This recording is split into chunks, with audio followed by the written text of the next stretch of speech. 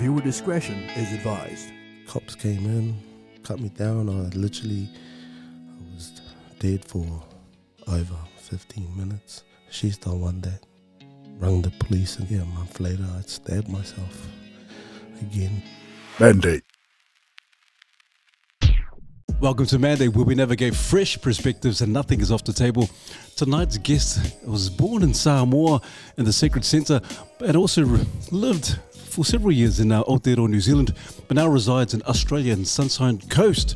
And so the man is the founder of an amazing movement. The movement is called US Movement, which helps and supports those who are experiencing mental health challenges, also at suicide risk as well. And so the man is an amazing job and an amazing team throughout Australasia. So please put your hands together for the man himself, Vika Pasefika!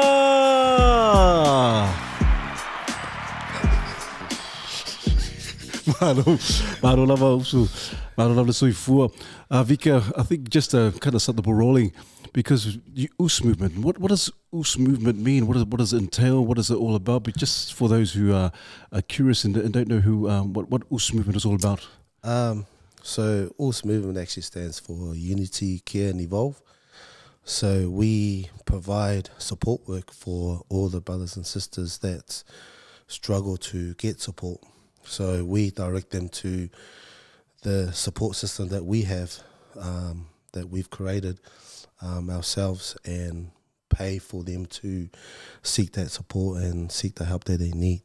So yeah, pretty much if you're struggling with depression, or you've had attempt suicide and you need to reach out, that's where we come in and trying to hit that first category of depression, because these three categories in depressions.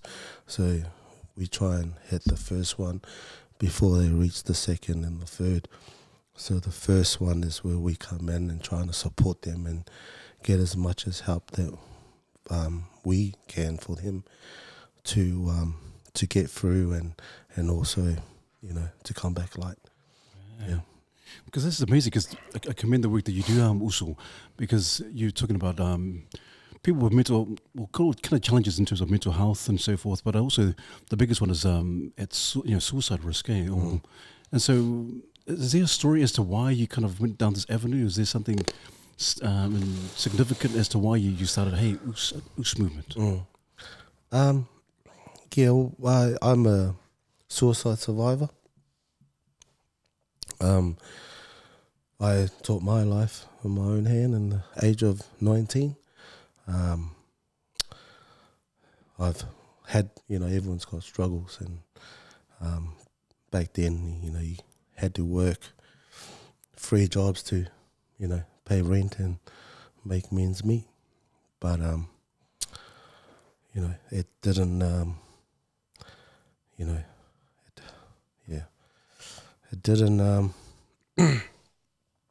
it didn't go that way. So I fell into, which I thought I was just angry, because I couldn't get work and I couldn't able to support my family. And so I was just, at the time I didn't know what depression was, and I didn't have any mentors. I didn't even have someone to turn to and say, hey, also, I think something's wrong with me, but I just can't figure out what it is. So, so I hung myself in my garage.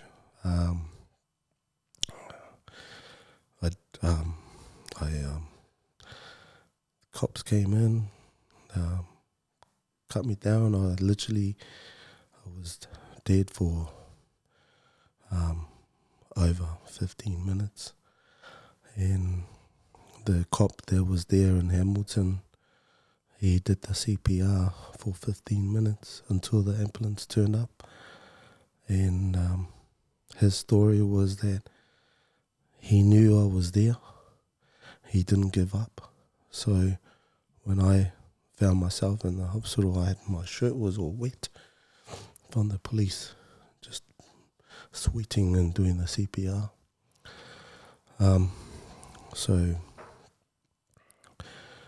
So I got registered under a New Zealand Mental Health Institute because they felt like I was going to do it again, which I did. But the thing with suicide is that once you attempt and you fail, you tend to have all these negative energy around you, and you see your family, and they look at you and go, look at him. I thought he was the man. Look, he went and took his own life.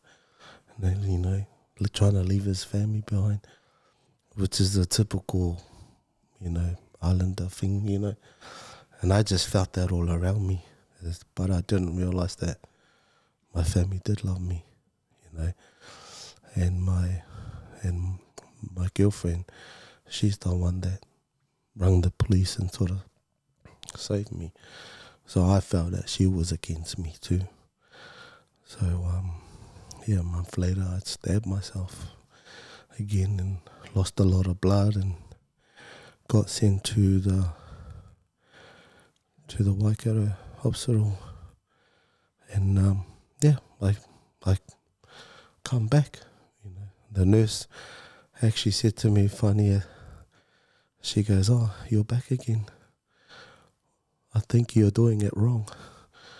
And there's something telling you that, you need to be here." So I sort of, I didn't create the Wolves movement until I moved to Australia. So I had to move out of the positive, the negative, area that I was, because it was just too much gang and stuff like that. So I had to move to Australia to sort of change and become who I am now.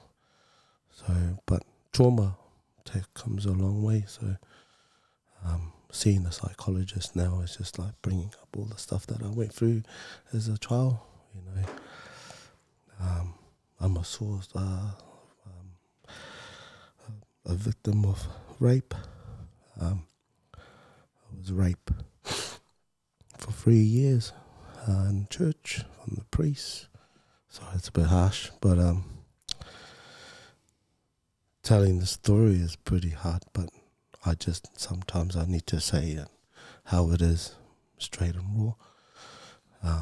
And that's what I went through as a child, and there's all that anger, and I wasn't getting in trouble and just getting into fights, and just because I didn't realize how much it has affected me.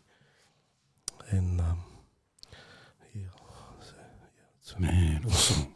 Well, first of all, Vika, thank you so much for being. You just cut to the chase in terms of your story and the journey thus far in terms of what you're doing. But first of all, thank you also. Thank you for being honest, upfront and honest.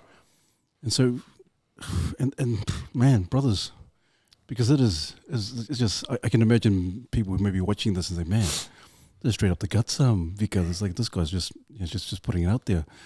No holds barred. No. But also through all of the hardships and the suicide attempts, what has been the major, or not learning, but more of the silver lining in terms of the movements, but also your own life? Jeez, you say that again? Well, what's been kind of the thing that's kind of with all this the suicide attempts? Well, what's been I guess you could say the most positive aspect in terms of what you've learned and all that kind of stuff and things that have kind of happened for you in terms of the positivity and so forth? It's no matter how hard it is, you just need to reach out. It's support system. Back then we didn't have any. Now it's just like we got heaps of support system now, and the rate is just going off the roof. You just people when they go into depression, they just hide themselves, and they don't understand that when you do, you're actually making yourself worse. You're not helping yourself by trying to reach out. Because once you make that first step of making the phone call or go see someone for help, that cleanses you straight away. Because you're like, oh man, thank God I just went and talked to the uso because I needed it. And that's what the first step is, and that's the positive thing, is that, man, you need to reach out regardless or not how hard it is. I know a lot of people say that, but it is hard. But you need to pull yourself out and just go and see someone. Man, I suppose that's quite a big challenge for anyone that's going through that, any kind of traumatic experience, is sort of being able to reach out and ask for help. One of the things that came to mind is your sharing your experience, which again, honestly, big props on just being able to share that. And I know that being able to speak on it now, even though you're able to do it calmly, it's probably taken you many, many years to get to the point where you can say it out loud. And so I'm curious about tracking trauma, because sometimes it's not until you reflect on the trauma and you're able to trace things back in your life, and then you realize that actually it was this one point in my life that started everything else. And that's, you don't realize how broken you are until everything collapses. Yeah. So I'm curious about sort of, when you look back at sort of your life, where things first started to break down for you, because I'm not 100% sure on the timeline, but I was just curious if you're able to share some reflections on when you first started to notice that maybe something's not right here.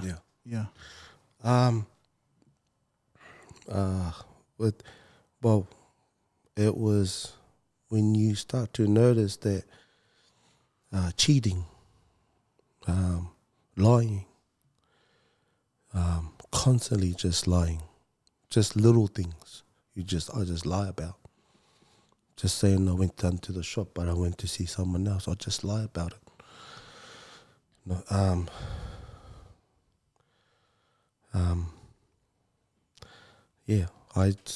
Because I know myself, I was, that's not my dad taught us, don't do that, the 10 Commandments, And it's just like, I was brought up in the church, that's not us, we don't do that.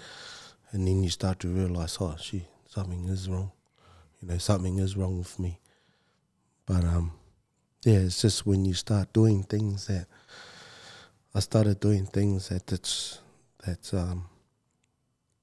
you're not supposed to do. You look back and start pinpointing. But I had to someone else to tell me that. I figured it out myself, but I had to someone to tell me, "Wait, Soli, don't do that. That's wrong." So that's cool. And is there a balance between talking to a professional versus talking to like a family member or someone you trust? Is there room for both of those things to coexist, or which one do you prefer? Like, would you recommend talking to people closer to you or seeking professional help? It's always important to talk to someone that's relate to you, because they don't have to judge you. So they understand what you're going through. Even if you go seek for a professional help, which I highly recommend, I'm not saying don't, go see them. They're the one that will tell you what's wrong with you.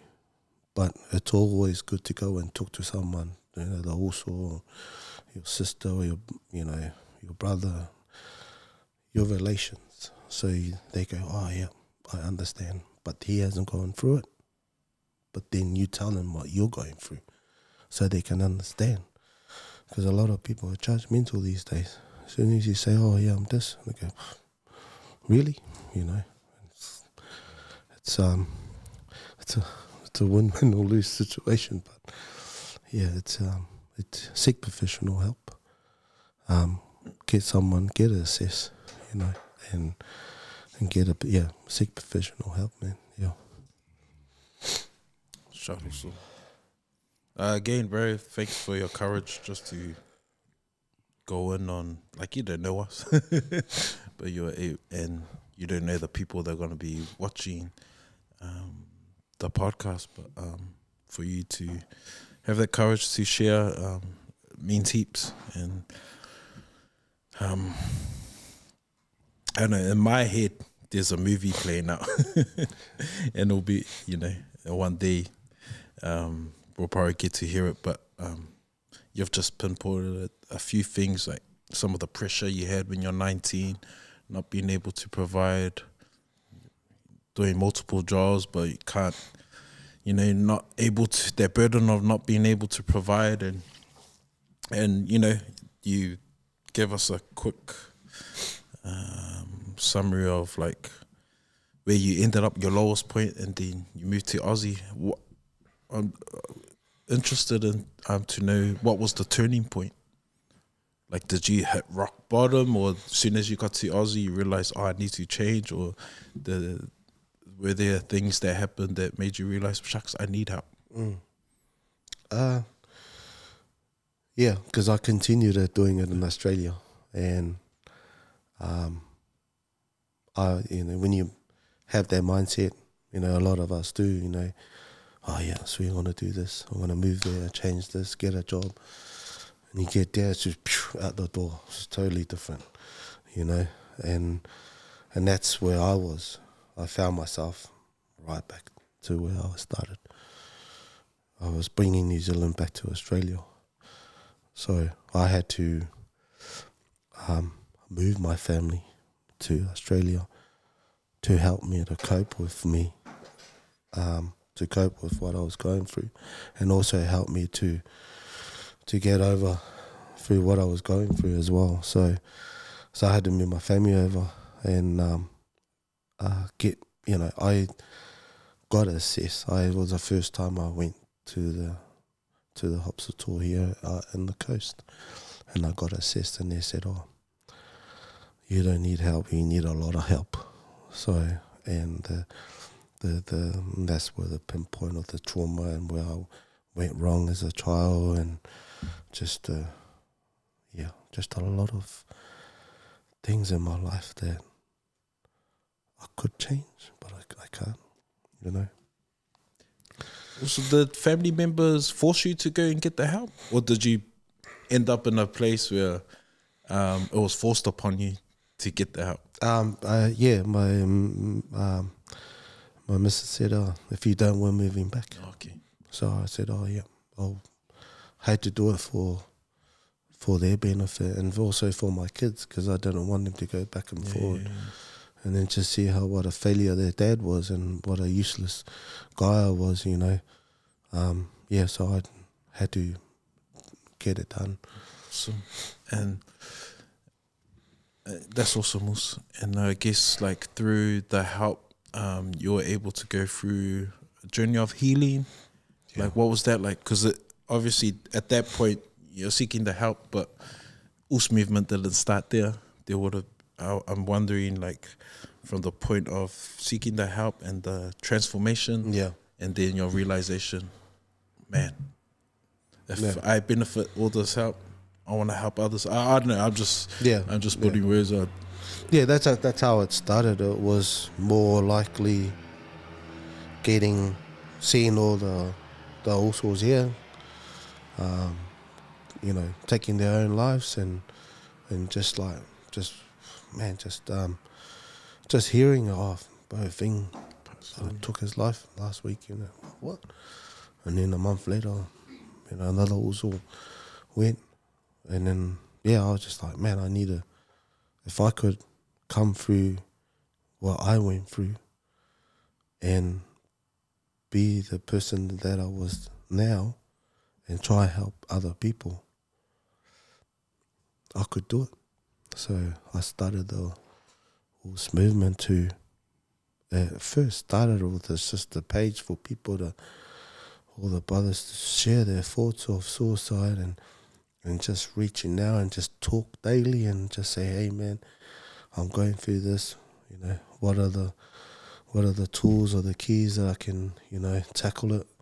So that was basically what Us movement was, until I started doing courses for counselling and mentoring and learning about depression, anxiety, and schizophrenic and that. So I sort of studied all that and realized that when I studied it, I was like, man, that was me. When you started doing all the paperwork, I'm going through your assessment, I'm like, that's exactly what I went through. And this is off the textbook. So my experiences, it is the textbook, but in reality, I lived it, I went through it. I just needed a paper to say that, hey, yeah, I'm qualified. That's awesome. It's great. Lived experience, but it is because your experience in terms of the suicide attempts. I laugh, not laugh, but I just kind of I chuckle at that lady saying that, hey, you're doing it wrong. You're doing it wrong. And so when I think of that, man, it just feels like for me personally, it's like saying, hey, you're here for a reason. Like you're doing it wrong because you're here for a reason. Yeah, she changed it after she said that. Yeah. I still remember that when I come to you. It was the same lady. And that's what she said. So I'll never forget that when she said that. I was like, that's why. Like, oh, what does that mean? Because I've experienced this with other nurses. They see some of the weirdest things. But her saying that. But I really do believe that because you're here for a reason. I really believe that the work that you do, the team that you're with, and the US movement, and the whole in terms of suicide prevention and so forth. And so when you think of your past, you think of your experiences. And you look at the stats, and obviously we were talking earlier on in terms of the stats in Australia, but we look at the stats here in New Zealand, and obviously the stats in New Zealand are quite high. You're looking at, I think last year was 534 people died by suicide, or 32, I think, died by suicide. What do you think? And you think of the brothers that you worked with and your kind of journey together with Vika. What do you think is the difference between you and them? You were quite, you went through suicide, but your mates or your friends that have gone, what has been the difference in terms of you pushing through versus others who just, oh man, I just got to give up? There's a lot of difference between people reaching out, seeking help, and then you have other people that just don't talk, and then they just go ahead and do it. So those are the people we try, and I'm not saying we're only going to help them. We try and help them before they go and do it, And it's hard because you can't be there all the time. You can't just, and look for people that's in that, category and try and go and help. It's just when they reach out, we try and get them straight away. Because a lot of them do reach out and then they don't talk. And then you don't see them again. And and then you get other hustles that they'll message. And then you go see them. And then 4 days later, they end up committing suicide. So, even try and help them before they go and commit suicide. It's always best to go and see them. Phone calls. Sorry. Phone calls, a lot of phone calls you do can help, but sometimes seeing people in person is 100%. It's more relatable. Man.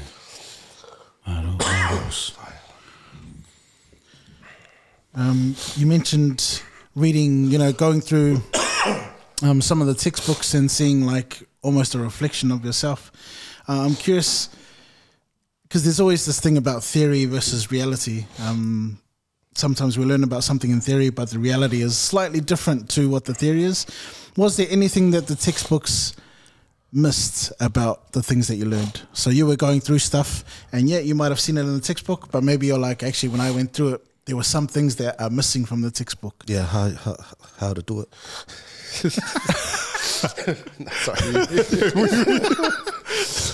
Sorry. I'm glad that's missing. Thank you. No. Whoever wrote those assessment, man, they spot on. Like with everything that you go through, through depression, man, it's real. Like, everything's correct, 100%. Yeah. Just reading through and in the back of your mind, man, exactly what I went through. But then I didn't even have a help. I didn't have anyone to turn to. And yeah. Oh, that's cool. And when you think about because the word pressure has come up a couple of times. When you think about the men that you're working with today, and over the last few years, do you see like what kind of pressures are most afflicting our men today? Relationships, jobs, financial stable.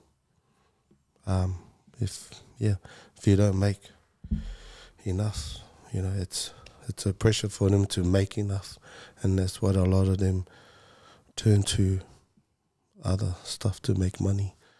And it's really sad to see that with all the brothers here in New Zealand and in Australia too is going the wrong way of making clean cash. Yeah. Man, it is quite just even talking about it, Vika, it's quite heavy, eh? It is heavy. I'm not sure about other brothers, but it is heavy. Just straight out the gate in terms of what you're sharing. And so I'm just thinking as well, why is it for men, and I might have my own understanding or my own answers, but why do you think is the number one reason as to why people don't ask for help? And men especially. Yeah, for our men. Just we're just alpha. We learn not to share our feelings. We learn to brush it like a duck's back. We learn just to go through it. Hit your toe, stump your toe, keep going. And that's why a lot of men I want to be man racist now. Nothing's off the table, so go for it. So I find that people that was born in the 80s and the 90s, they more to commit suicide because they learned the hard way. But now the 2000s, they tend to ask for help, but also just they go through it. They go through the process. So I had a talk a couple of months ago, and I had a guy who actually saying that he planned his suicide. He knew what he was going to do. And the only reason why it didn't happen, his family came to the house, and that stopped him from commit suicide. But he planned his suicide, and he was in his 23, 24. But a lot of the 20s, 24, 25-year-old now, they just, and we lost 5, 6 this in 2 weeks. So, and they're all in the 20s, and one 40, he's 42, I think Mike was 42, yeah. He was 42, so he just went and did it without any notice or just tell anyone, just went for a drive and done. So, so there's a category of people of try and reach out, and then they don't, they proceed, they go ahead and do what they don't want to do. Did you say it was, 6 in the past 2 weeks? 6 or 7? 2 weeks, yeah. And then just before I came here, we had another Māori brother overdosed, yeah. Was there because I don't know, because when people die by suicide, people say, we just don't know. We just don't know. There could be countless reasons as to why, or different factors as to why people die by suicide. But I'm just wondering, what those men, were they around the same vicinity or same area? Was there like a common thread, Vika? No, they were all in different states, or different area in Australia. But a few of them were in my zone, which I try and help, but yeah, the system failed him. So, but we tried as much as we can to help and pay for what he needs to be, pay for his assessment, pay for his sessions. But obviously the system got back to him too late. Yeah.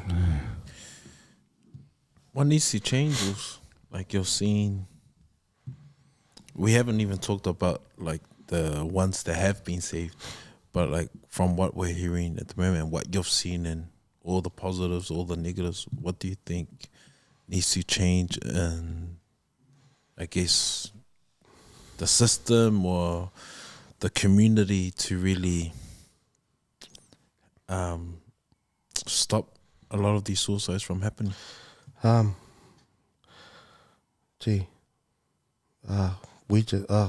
That's a good question.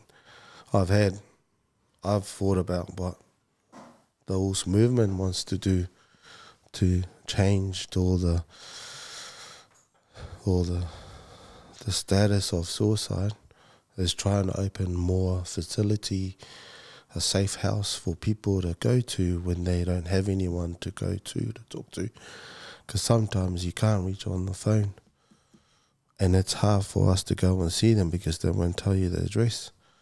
But if you have a facility in each state where people can just jump in the car, I want to go see these people 24/7. Help is there.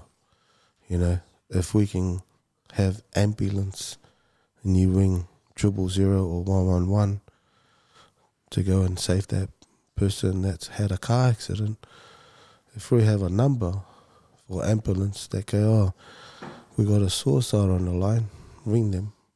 If we have ambulance like that to go and help those people, man, all around Australia and New Zealand, I think that would be awesome. As having, you know, don't get me wrong, that the ambulance are there to save people, but also have an ambulance that will go assess specifically for suicide, you know. But that's the Ulse movement future plan is to get one facility in the Sunshine Coast and then one halfway through Brisbane, where cater for 60 room, 30 for males and 30 for females and family as well. That's awesome. Let's talk about some of the positive stories. Like, what has Ulse movement done? Some of the work that you've already done, some of the projects that you guys have done, and what are some good news stories that have happened? Yeah.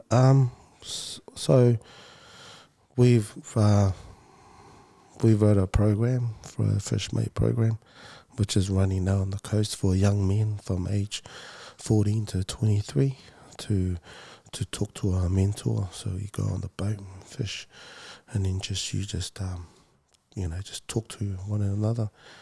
And that's been a successful program for us, and it's been introduced all around the coast.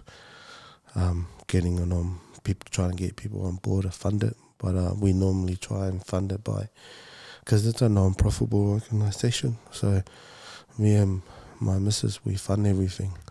So we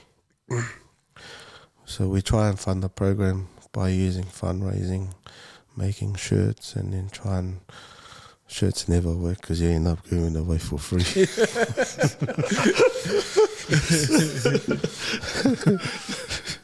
So we try and do a lot of, I love bikes, I love riding, so we do a lot of charity rides to fund for the program. And also we try and help a non-profitable organisations too that's going through the same, targeting the same suicide and prevention as us. So we try and fund for their program and fund for their facility as well. So we're not just trying to, be ourselves, because Ulse movement is for everyone, no matter black or white you are or yellow. We're here to help. Yeah, that's awesome. And what's the biggest challenge running a non-profit? And do you ever find that there can be competition or egos and things between non-profits and other different businesses, or what's that like? Because running a non-profit can't be easy, and like it's one thing to have the idea, but then it's another thing to turn it into this machine, that's supporting the lives of other people. Yeah, it depends how big your pocket is. It's hard. It's really hard. Some days we have fun, and then some days we don't. And then when we don't have the fun, I just pull out of my own pocket to go and help that person. So if that person is going through a struggle of, I can't buy food for my family, or I can't pay my rent for 2 weeks because I got no work, that's where we go and we don't give them the money. We ring the real estate. We go into the real estate where they're renting their house or paying their mortgage. We go and pay the bank or the real estate up front, so they know that we're not just going to give them the money and go somewhere else, which is, in the past we've had that where we've learned and learn from that mistake, and we go move on forward and do it better way, And is there ever a time where maybe you and your wife have disagreements about things? Because it's one thing to be on the same page maybe at the beginning of the journey, but there's always ups and downs when you're trying to do something like this. What's that been like for you and your wife? Yeah, it is very challenging. We just started off our horse movement community support, so we feed homeless. So we've been doing that for the last 3 months. So the place in Cotton Tree and the Sunshine Coast, we feed the homeless at 6 o'clock every Monday without a miss. And then we get donated bakery stuff from all bakeries on the coast. So we go and do our runs on a Thursday, Friday, Saturday, Sunday, and then on a Monday. So, and when we go and donate all the bread to the homeless and facility hubs where all the homeless are staying, and there's a lot on the coast. Logan, Ipswich, Brisbane City. So these are a lot of homeless people out there. So, and that's just something that my missus sort of started, because she just seen the need of it. When I go and do my counselling, I sit down and it's just like the family or the Uso's got no food. So she's come to one of my sessions and go, I think we should do this. I'm just like, we've done enough. Also, how do you Sit down. how do you keep yourself sane or refreshed, like with the work you do? Because there's a lot of times where it might get heavy, and people are passing away, and Yeah. man, how do you keep yourself? Man, I get that asked a lot. I do a lot of public speaking, and people ask me that a lot, because it's heavy. I go through a lot. I hear people's story. I always tend to, when I leave, so I try and use the term of a brother and sister. I don't like to use the word client, because through mental health there's things called trigger. So it could trigger people even you say client, because you're there and you're going to get paid and all, So when I leave the brother or the sister's house, I try and leave the session there, and then jump in my car with a fresh mind. So sometimes I'll sit in my car for half an hour, because it just takes a while to let it out. Because I learned through the past that I jump in the car and then I just start thinking, oh man, he's going through this, and then you think about what you're going through. I go through stuff too, as much as that I've come far and where I am now, but I still go through stuff. So having their stories and your story is just like, it didn't help me for a long time. Last year I took 3 months off just to refresh myself and just try and find other ways to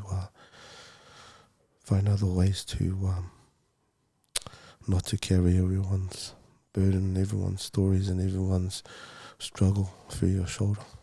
So, I don't know. We can tell also because this is not a job, eh? This is not a job, 9 to 5 job.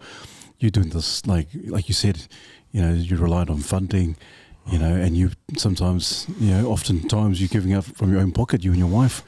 So this is a passion, it's the actual passion, eh, Vika? Yeah. You're passionate about this. Because some people think, man, why is Vika doing this? This is crazy. This is a dark space. This is a dark, this in terms of a line of job or line of work. And so, in terms of all the, could be some of the several suicides or the number of suicides that you've witnessed or you've kind of heard, and the people that you've come across. What has been your, not saving grace, but what has been your the thing that has kind of kept you in the fight against suicide? What is the main thing? Obviously, it could be your family, your wife, but I'm assuming, is there something that keeps you in the fight to help people? Me.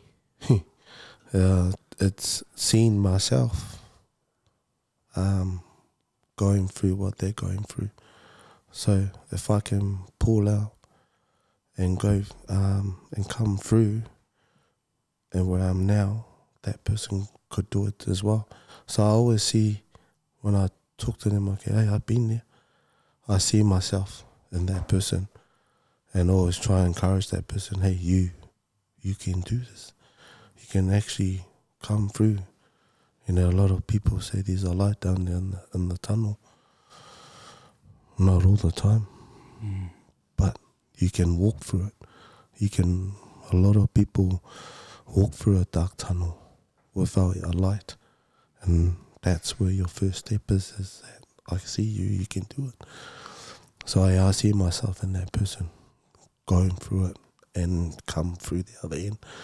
That's awesome, awesome. With obviously for suicide and the US movement, has there been moments where people have recognised those signs, those common signs, and then the one that whose frame of mind is good, life is good, they have the capacity to kind of intervene, but they just walk away. Have you witnessed kind of those? Have you experienced some people like that? Just they see it and they just walk off. Yeah. But I see it a lot in when we have the mental health expo last year. A lot of us, all islanders, because they do all their studies. So I have my tent there, and then they see the horse, so they can walk back that way because they see a brown person, and they say, I don't talk to him, he doesn't know anything, Well, how does that make you feel when they're like, man, you have the capacity to help that person who's in need or thinking about suicide? How does that make you feel like when they just walk off and think, oh, it's all right, someone else's problem? No, I feel good because I'll hear a phone call from you soon. But at the same time, some islanders might see and go, oh, you might not know. But then there's people that come through the same background that may look like you and be through the same struggle, will see you and go, oh man, he's probably been through it. I want to go to him. Yeah. Wait, am I correct? Yeah. Because man, I'd rather go to someone that's been in the hood that looks like me, been through it, and I'll go, man, he probably knows what he's talking about, or he's got the experience. No, that's 100%. Because, but 58% of men actually seek help, professional help, and they don't go through it. They go the first time and then they go because it's not relatable. Yeah. That person has a suit. I'm a bit disrespecting all the psychologists. Sorry, James. Because he has a suit, he has a job. He's got a 9 to 5. He gets paid for it. So a lot of it, us, we go and go, nah, you don't know Jack. So why do I want to talk to you? So they refer to talk to someone. And that's where I get a lot of people to talk to me because I've been through it and they know that I could actually, I may not have the answer. I may not find a way to help you, but I can promise you this though, I can get you out of what you're going through. Relatable Regardless. ways. Yeah, regardless or not, and I always say that, and that's a promise. Yeah. Jeez. So, you know, with your studies, because, man, I hated studies. And what was study like back for you back in high school? I didn't make high school. I did, but I got kicked out of school. Being a good boy. Yeah, they said I was that good.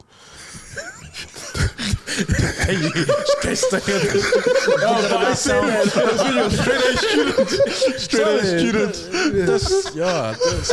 Well, I say that because it shows how passionate you are about the work, because you've gone back to study so you can be better for the people you serve. So I commend you on that also. I needed to.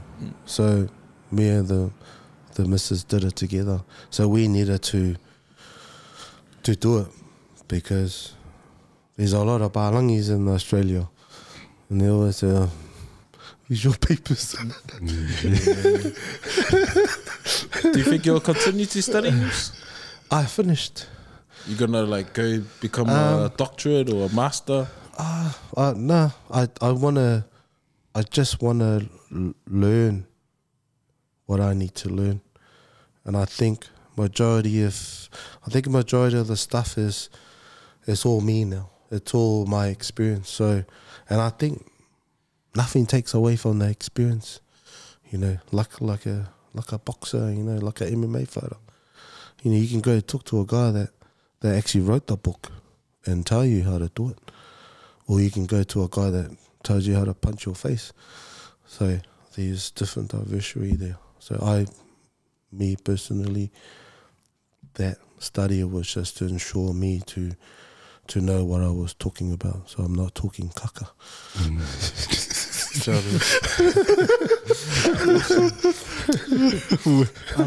There's often a common, at least from what I've noticed from some of our guests who have come on and had to sort of make changes to their life, and it sort of comes through with like having to cut people out of your life. Is that something you've had to go through as well, in terms of like keeping the right people around you at times? Yeah, they always say keep your circle small, but it depends how big it is, your circle. You know, a lot of people go, "Oh, you cut this person, cut." I always say that to people that's pulling people down. So, you know, for example, there was another brother from down Cairns. He was stuck in that circle, and he needed to get out. So he'd messaged me, and we helped him to move. We fund all his move all the way back up here to where he was happy. So I said to him, you don't have to cut people off. You just need to move away. Because at the end of the day, if you're cutting your family, then what's the point? Because they're always going to be your family.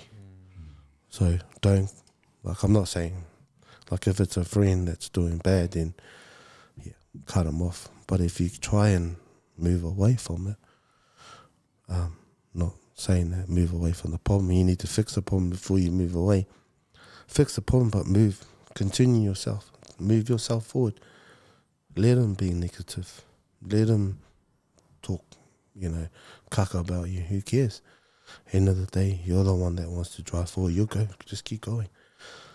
Always say that fix a problem before you move forward. Keep your circle small, but move away from the circle. Wow. Because going back to what you said before, those suicide attempts, Vika, and then you had some people saying, or people talking about you, oh, this guy, this and that, in terms of those haters now, those haters back then. How has it been the response now and seeing what the positive work that you're doing? Are you getting a lot of love now from those folks who used to think that you were so and so? Kaka, yeah. Those kaka people. Yeah. Like I don't get response from them, but you know, you go and then they still there.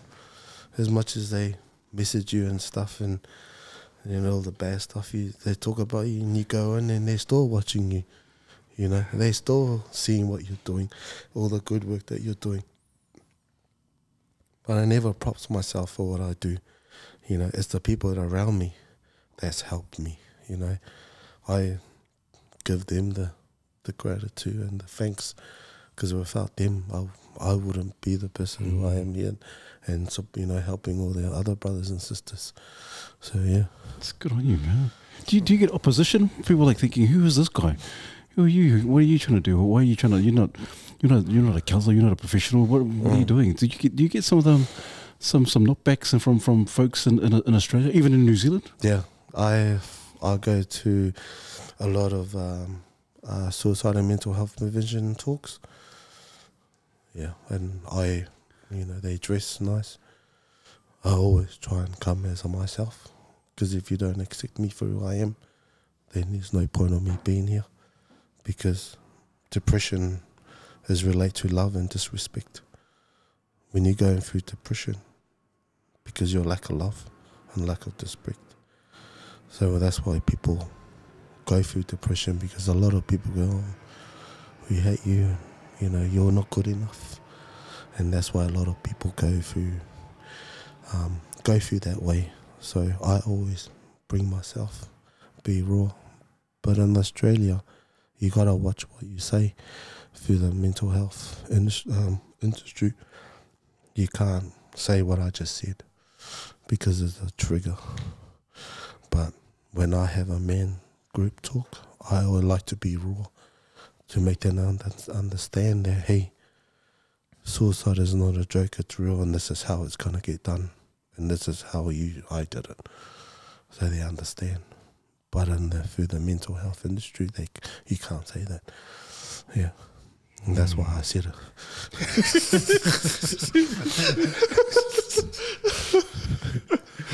Just to help someone, you know. Yeah. It's good, man. It was awesome. And you mentioned there depression being related to like lack of love and respect. What would be some tips for men out there, or for people out there who lack that self-love for themselves and find themselves in a bit of a pit? Like, how do you build self-love? Yeah, by trusting that person. When they say that they're going through stuff, believe them. Don't make them tell you. As soon as they go, oh, hell, then you're doubting them. You know what I mean? A lot of people ask question when you go for help. You need to go, all right, I'm here to talk.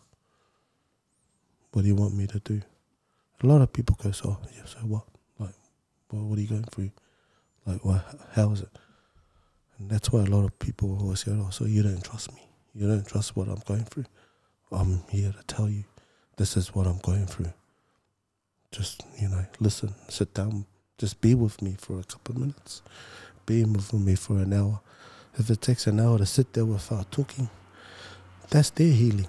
They're actually healing. You're feeling the positive, that vibe. Because that's some people just like to sit down and just be there with them. And I've had a lot of usos like that. Just go, oh yeah, usos, you want to come over? Okay, sweet. Let's go for a ride. Sweet. And they just want to ride. Just go and sit down, have a coffee, have a yucky pie in Australia. And just that healing, that's like their healing process, is just the also being there for them. So yeah, a lot of people question when you go through struggle, and that makes them, man, you don't trust me, stuff you, I'm out. Yeah, that's where the trust starts. You just gotta be there for them and just say, yep, I'm here also. Yeah, I think sometimes it's because it's not easy being someone who's there as a support for someone going through stuff, because everyone's got their lives, they're all busy. But I think sometimes life gets so busy that we sometimes forget that, people are human beings. Yeah. Like, they're going through stuff, and sometimes we just need to slow down and just take the time and sort of just trust that things will fall into place. Because you never know when you're going to be in that situation when you need someone to talk to, right? Yeah, when I went, when I was raped as a teenage, I never knew it was right or wrong, and I asked someone, and then they doubted me. They said, "You're a liar." So I never knew that what he did was right or wrong. So when I actually asked her also, I was young then, I was 13, 14. And then I asked him, and he said, "Nah, they don't do that. You're a liar." So I said, "All right, sweet." So I just let it happen. But the trauma on the side of it is, it's real. Like it's hit you for a very long time. But just last year, and I haven't even said this, but my story is none of my family knows what actually happened to me. There's only a few people in my family what happened to me when in church. My mum doesn't know. My dad smacked me when I try and talk to them. He said I was a liar, because I was a liar. I was a liar kid. I steal, and that's all they knew of me as a child. Once you steal, they always gonna know you steal. When the cop knocks on your door, so yeah, what has he done now? So the trauma was real hard for me. But just recently, last year, I actually come to terms that I wasn't gay. My sexuality was so confused for so many years, and I'm in my mid-40s. I just come to terms that, so I'm actually not gay. Because I was so confused. And it took me a very long time to come to terms to it. And to know that being with someone all your life thinking is a lie, and having this thought in the back of your mind that, no, I'm gay.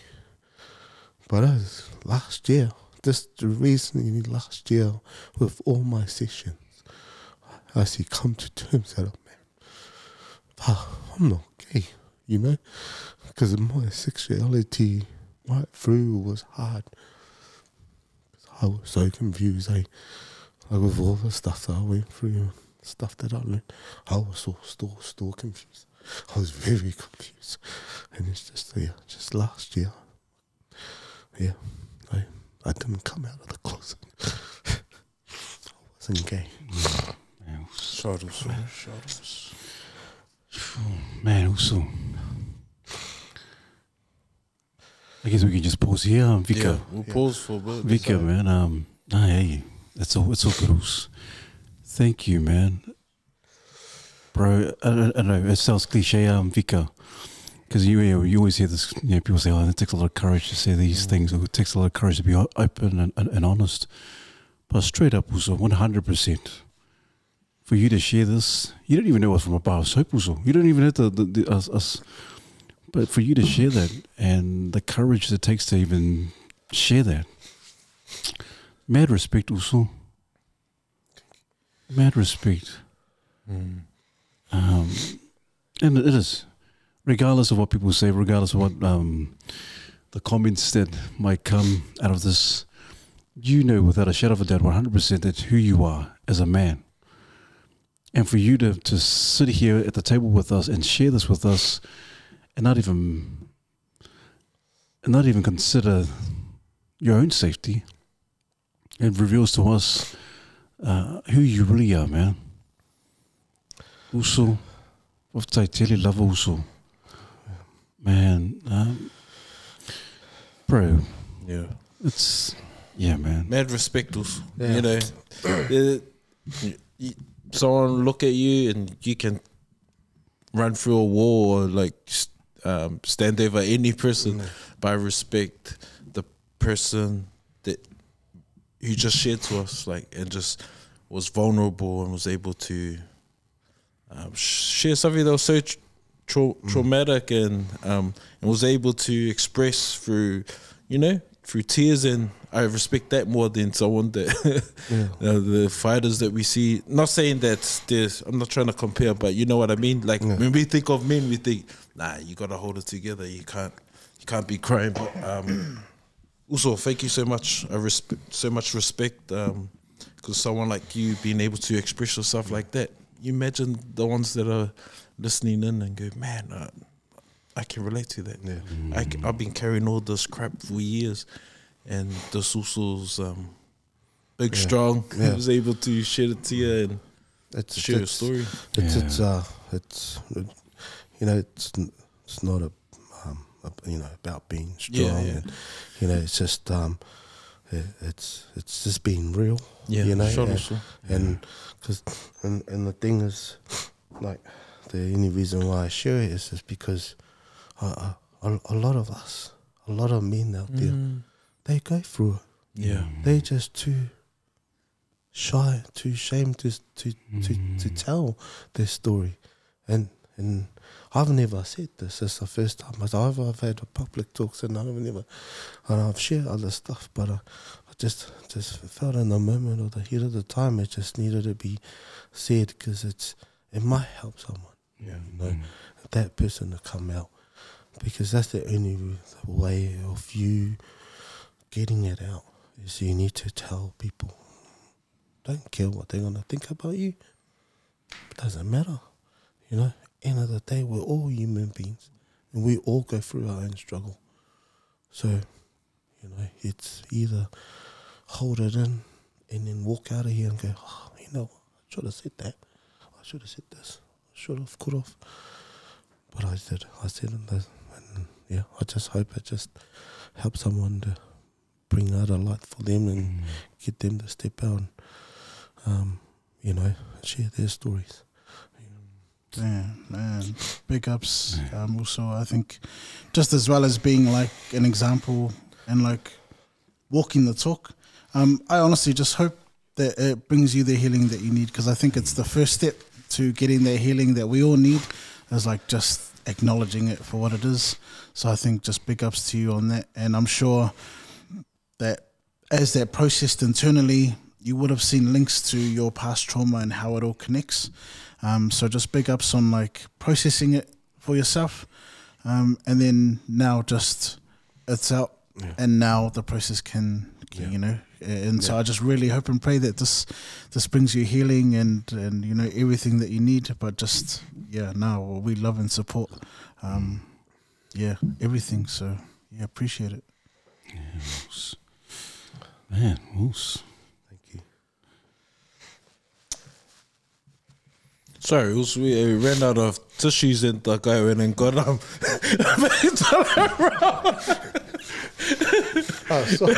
I saw he's gonna wrap me up. Wrap me up like a mother. I saw the tolerant. Okay, I saw that better not laugh. He's gonna quit me. This is the time where you're in your but hey, man, thank you also. On a, I guess more on the US movement. Also, can you talk us through what you do on a day-to-day basis? Because obviously you got a team. So what is a day? Or give us a snapshot of your whole day when you're running the movement or US movement. So I work full time. So I start at 6, finish at 2, and then I try and even up I normally have about 2 to 3 sessions in a day, but then I knocked it back to 2, because then I still need to have the family time as well. So I'd have tried to have 2s in every day. So 2:30, go home, shower, get ready. First one is at 3:15, and then my last one. So I don't know limits for my sessions. I don't have an hour. If that person needs me there for 2-3 hours, I'll sit there for 2-3 hours and just have a chat. But then I have my last one about 6. So I give that person all that from 3:15 all the way to 6 o'clock to the next one. So I try not to have them far apart. So I try and make it so it's less than 15-minute drive for me, because I do the coast. But when I do Brisbane, I finish work and I head straight out to Logan or out in Brisbane, and just try and keep that location close, just in case I'm running late with this also. But I can get there quickly within 15 minutes for the other session. Yeah, so that's my Monday to Friday. And then just 3 months ago, we do pickups. So we have a team that picks up all our bakery stuff for the charity, and then our Monday fee for the homeless in Country. So pick up to Kieran. He does that for us. So him and his wife does the pick up for us, and then sometimes when I have a spare time, we all go together and help out. Yeah. It's a full on day. So, Yeah.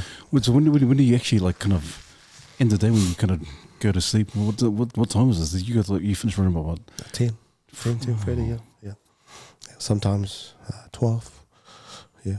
But, you know, like they say, the Balangi statistics, you can only have 4 hours sleep. So 4 hours is good enough. As long as that person is happy and he can go to bed without knowing that, you know, something's going to happen to him, I can go to bed as well. Sleeping there, he's fine. So that's my goal, is leaving that person's house and knowing that I can actually sleep tonight, and not knowing that he's not going to do anything stupid. Yeah. And so your lovely lady, she's right behind you and all of this. Yeah, 100%, yeah. She's, but she hates talking. Sorry, babe. Director. But how important is that? Because you talk about relationships in terms of that. A lot of men have issues and problems with relationships. But how important is having your own relationship intact, like you and your wife being like solid in terms of the work that you both do? Relationship is very important. I wouldn't say we're solid, because then that's just a lie. Because no relationship is solid. No relationship is perfect. Whoever talks to me about relationship, you're a liar. Because you're always going to have disagreements and agreements. You know, you're always going to have arguments, or even a yelling one, or a throw one, or a kitchen pond, you know, pats and ponds. So it's no relationships. So I wouldn't say we're solid, but we are stable.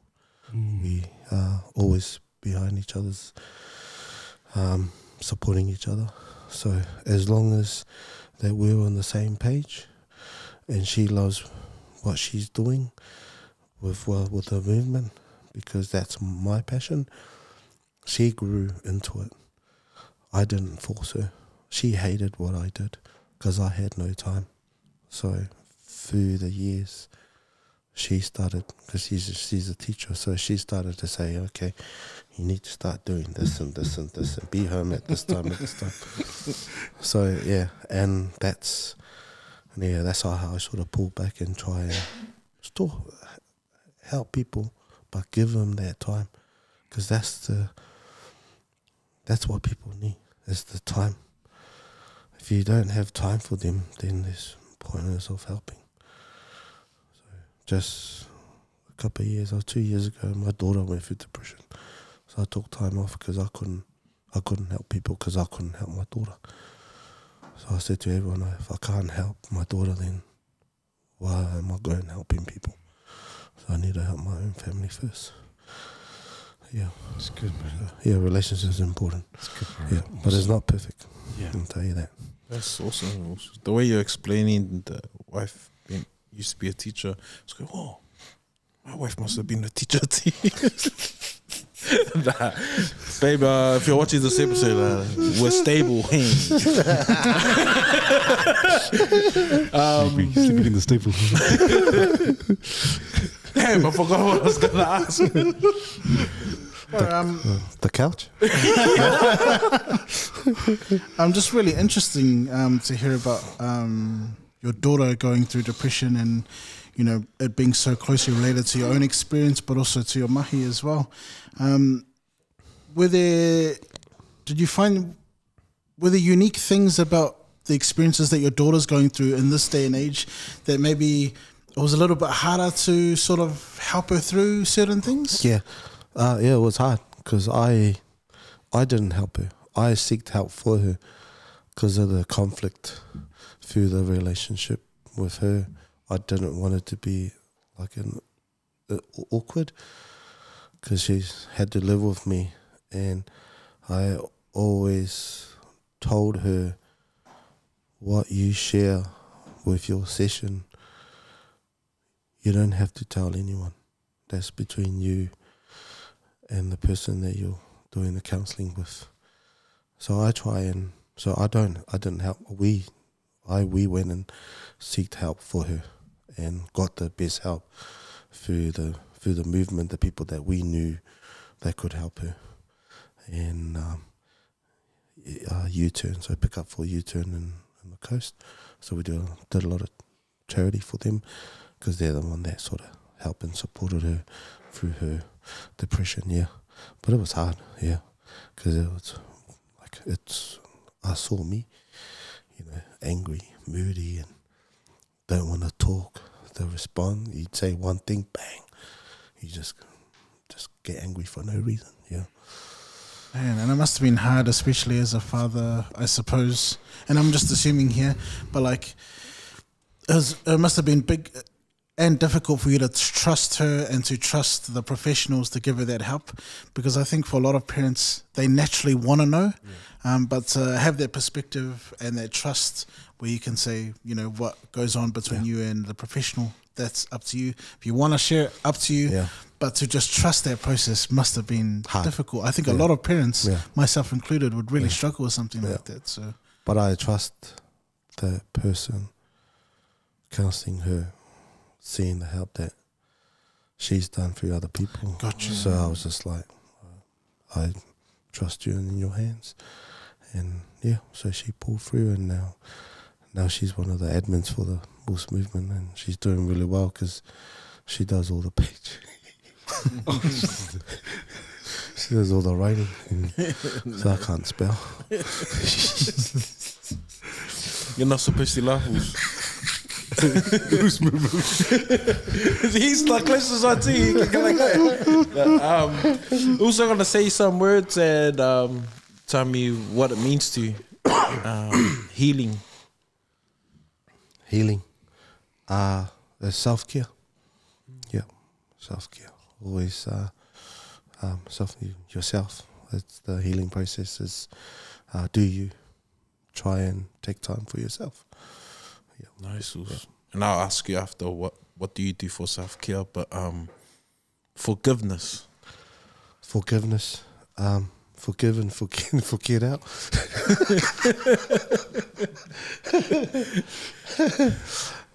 Forgiveness, always forgive, no matter how hard it is, what that person's gonna say to you, just forgive them, because I think life's too short to not forgive anyone, you know, because we all go through the same. Everyone goes through this different struggle, but you know, we're all the same. So always forgive. Was that hard for you to forgive those who have done you wrong? Yes. Took me a long time. Yeah, to forgive. Yeah, forgive that guy. It took me a very long time. And for me to forgive him, it was not. That was me just. I didn't want to actually forgive him, but I had to let it go, to move forward, move on.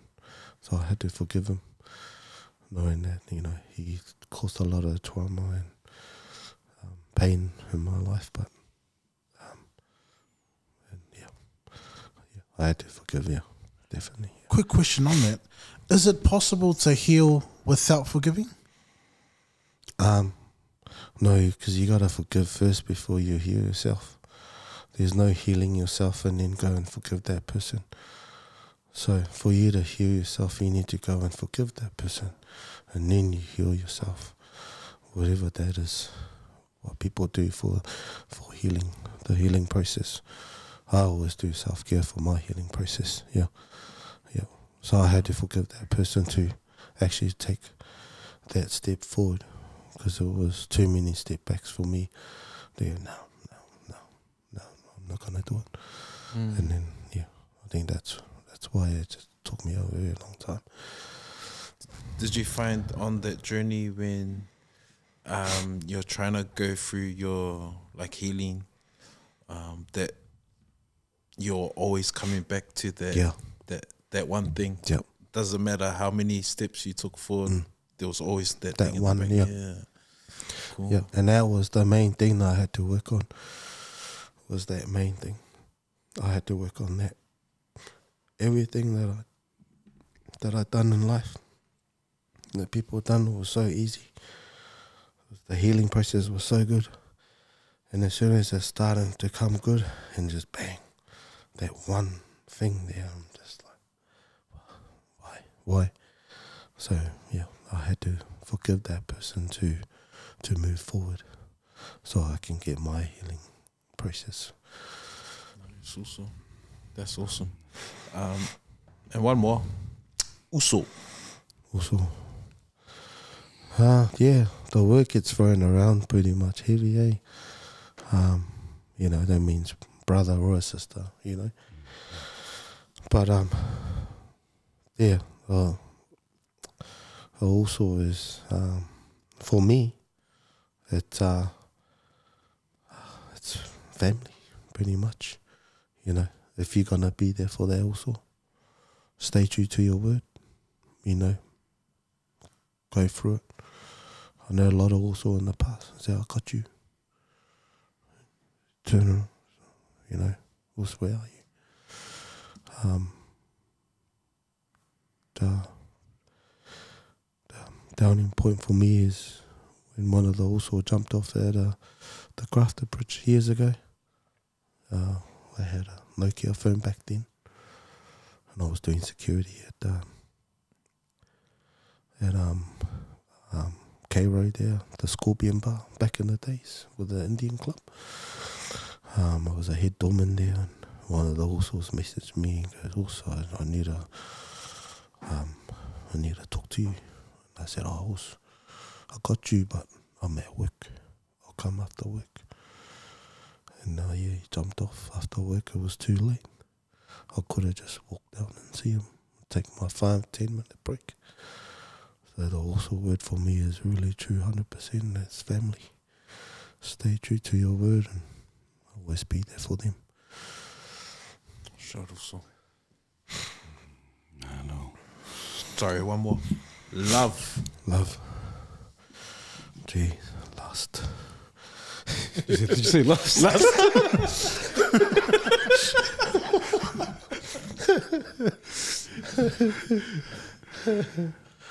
Man, love comes a long way, eh?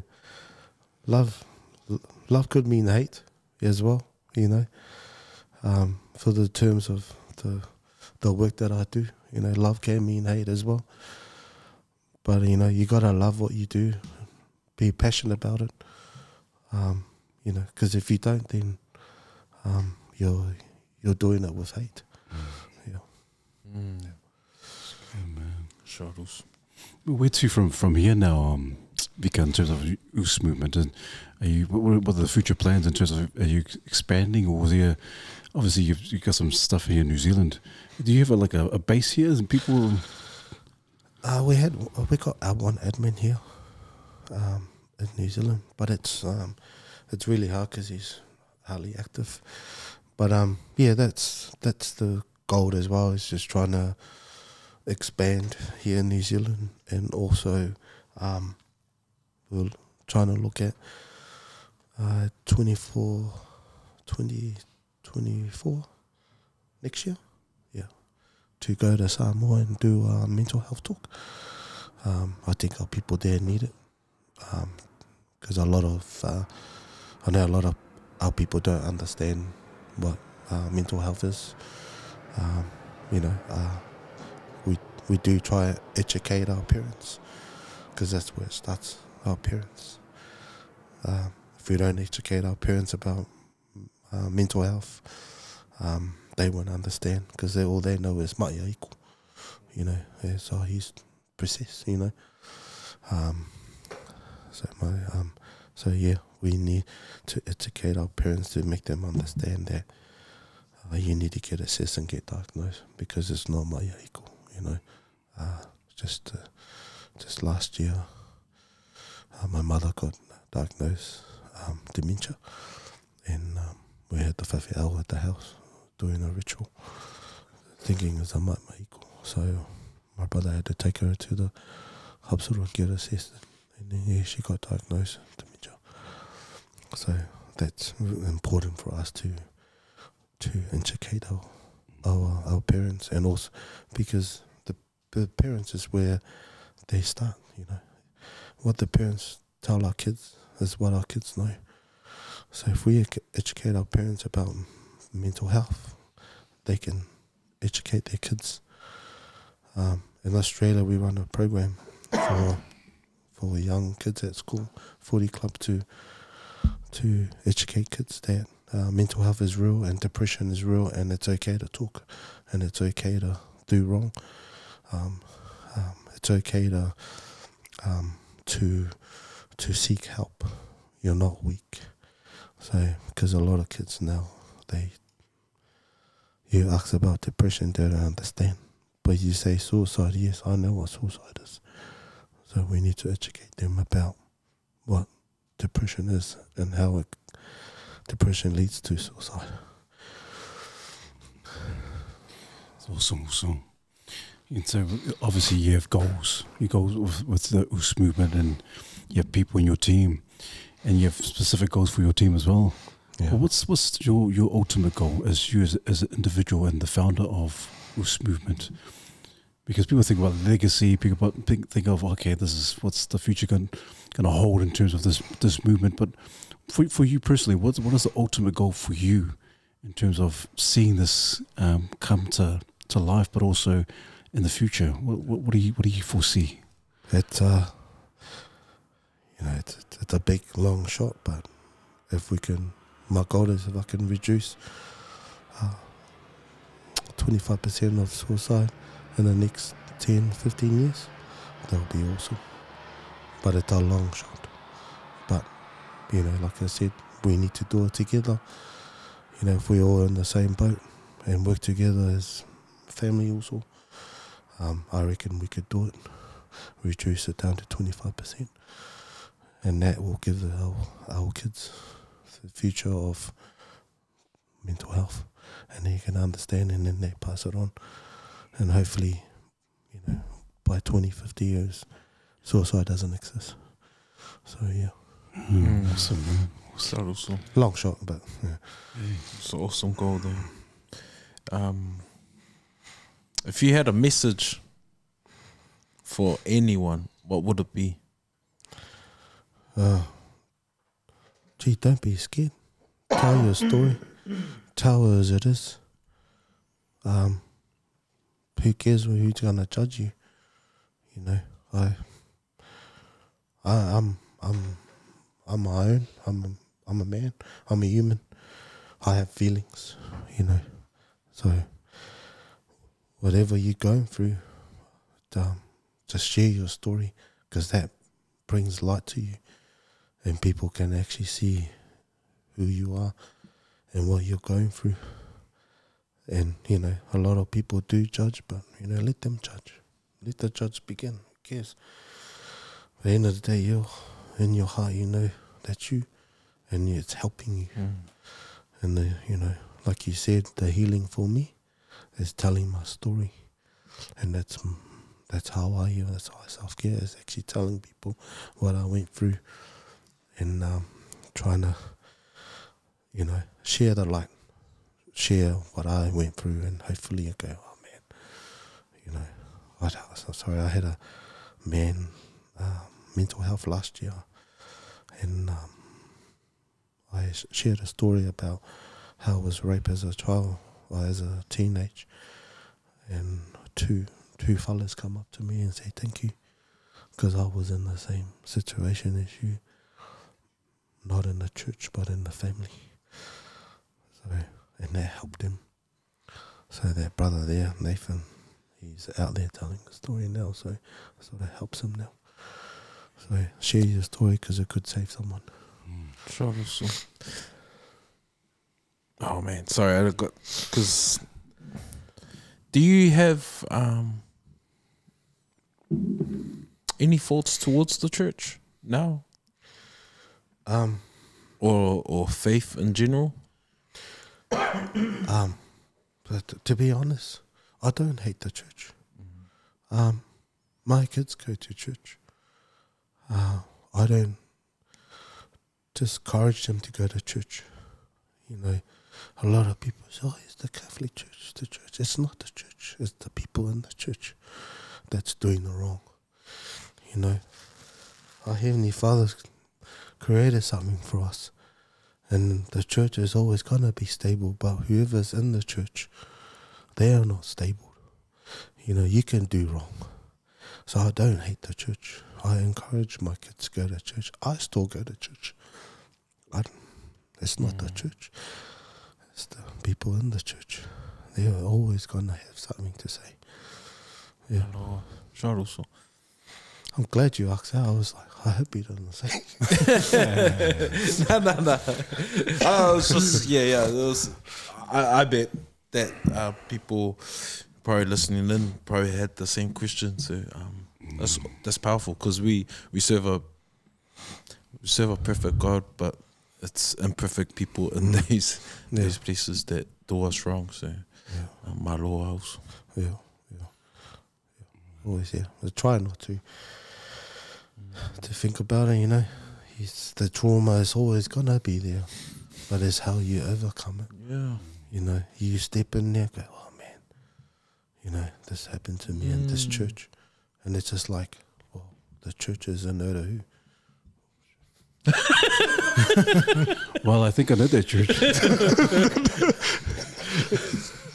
Man, and I suppose that's one of the things with depression is like it never truly goes away. Like every day it's a battle of like, is today, you know, going to be a good day or not? And you're constantly having to fight. And I suppose with experience and time and healing, you get better at facing depression, but it never truly leaves you. Those thoughts are always in your mind.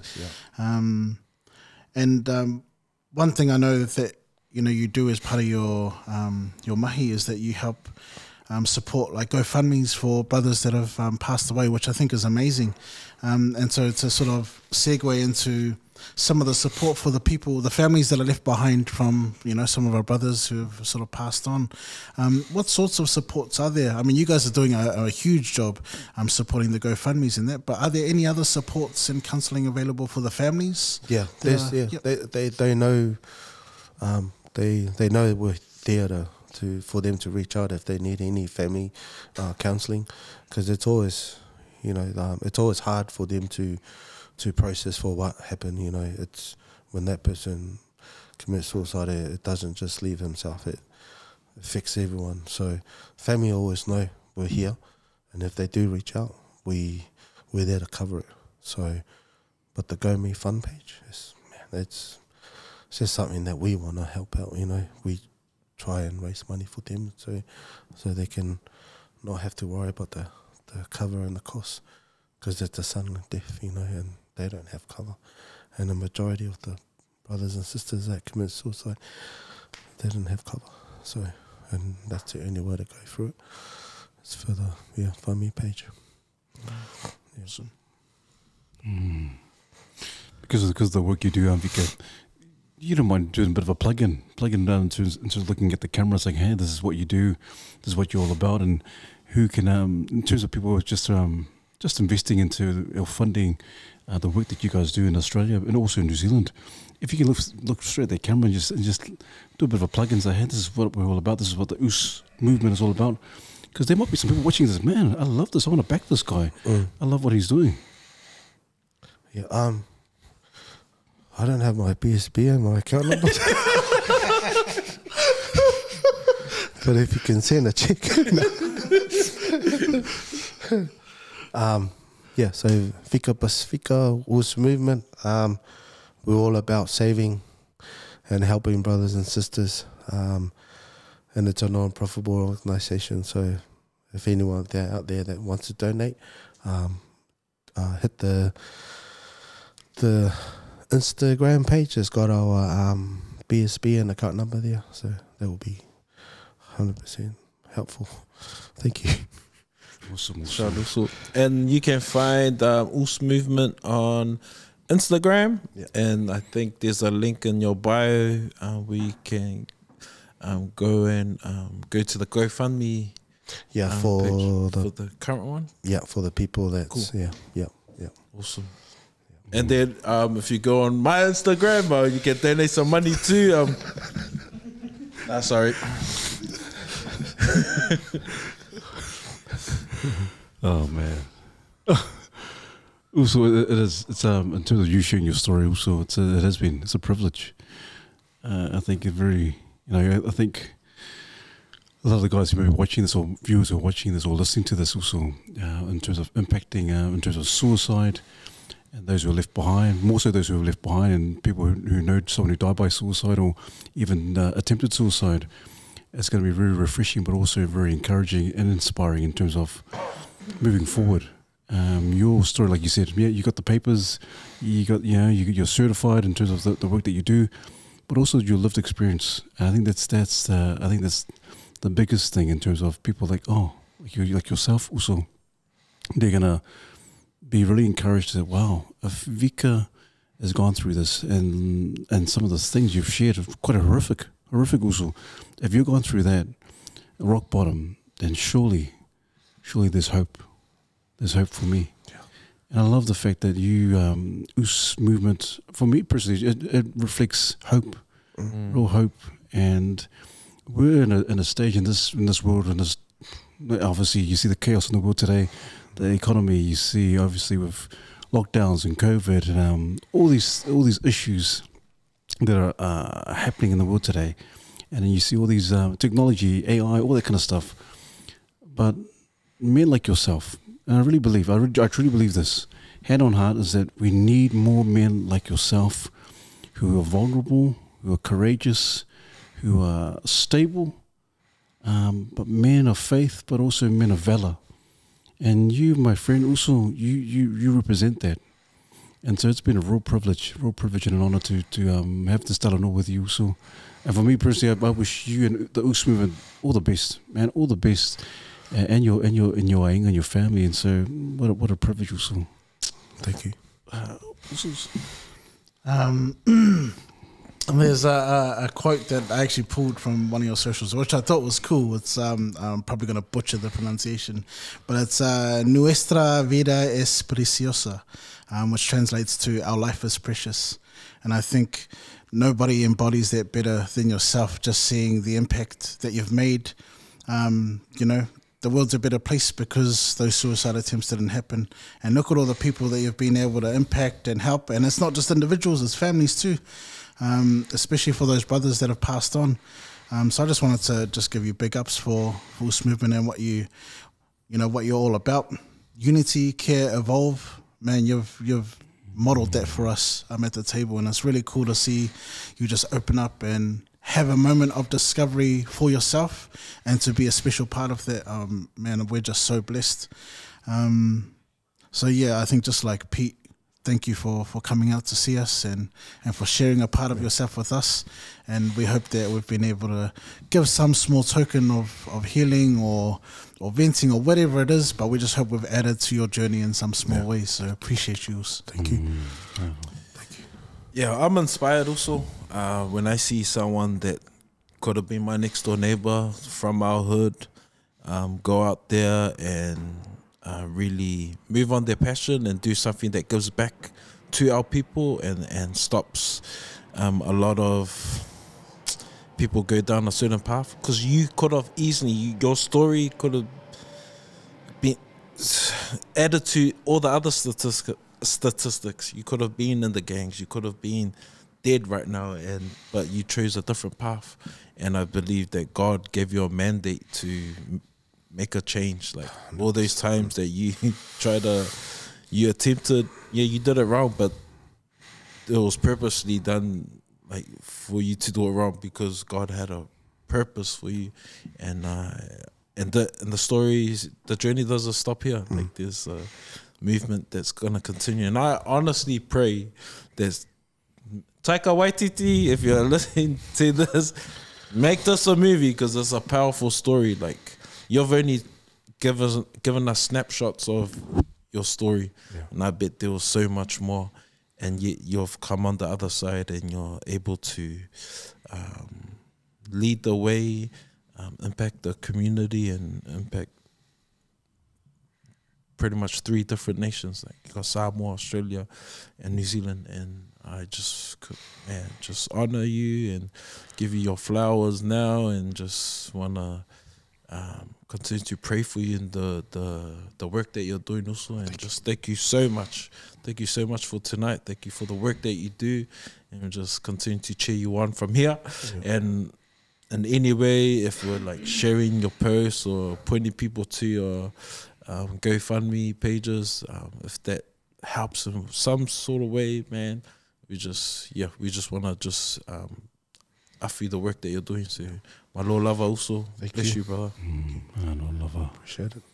Hey, also, is there someone that you can think of that would be ideal to come on the podcast? Someone that maybe in New Zealand, from Rotorua. Oh, wait, sorry, that was off camera. Is there any politicians that you want? Is there anyone you think that heads of this guy would be perfect to come on the podcast? Yeah, I reckon. I'll message him. Yeah, I reckon he'll be a good candidate as well for our males and men as well. Yeah, he's doing a lot of work as well here in New Zealand. So cool. Yeah, but I'll give him a message. Yeah, awesome. Yeah, that'll be 100%. Yeah. Man, thank you, man. And like as usual, we always give our guest a gift. And so we always do a bit of a sketch, a caricature of how we envision our guest. And this is on behalf of the Mandate team. This is for you, Mausu. Maro lava.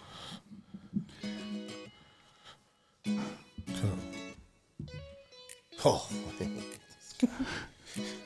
he's just looking. Man, thank you so much, Usa, for tonight and for being at the table with us. And so we always give our guests the last word. Vika, is any words of inspiration or encouragement for our men out there? One last, encouragement word for everybody is faith, and faith and love. Just believe the process. Trust it 100%. Just believe the process. If you're going through the struggle, believe the process that you're gonna come through. Trust it 100% in your heart. Don't second doubt yourself, because that can only pull you back. So believe the process. And just keep driving forward. Keep pushing. Well said, Maro lava uso.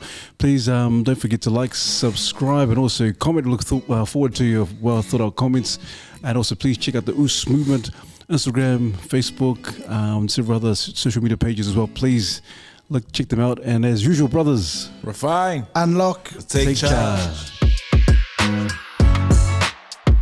Mandate. A few moments later. What is the best thing to do when you're stressed out? Jump on my bike and ride. What's the worst thing to do when you're stressed out? Cave myself in the room. The best way to reach out to someone who seems down? Drive to their place.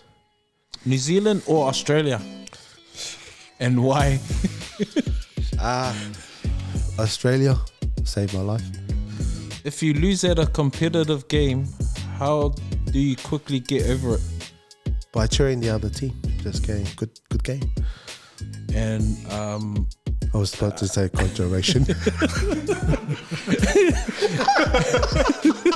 And if I give you my bank account number, how much can you put in?